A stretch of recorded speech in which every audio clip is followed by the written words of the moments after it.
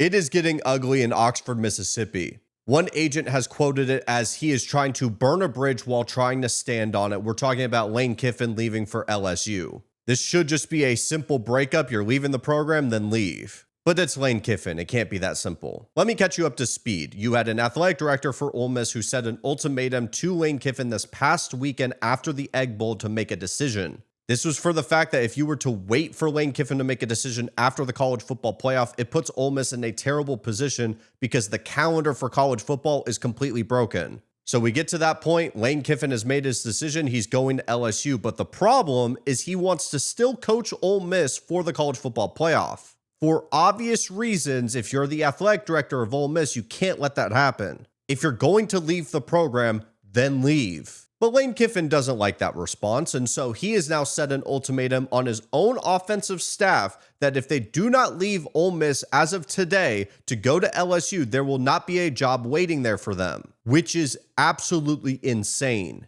And it wouldn't shock me if Ole Miss drops in the college football playoff rankings, kind of like what we saw with Florida State and Jordan Travis. When you miss a key piece to what got you there, that will drop you in the playoffs. And if you're missing your entire offensive staff and Lane Kiffin, what is Ole Miss left with? And mind you, there's already reports that he could have been poaching players to go join LSU.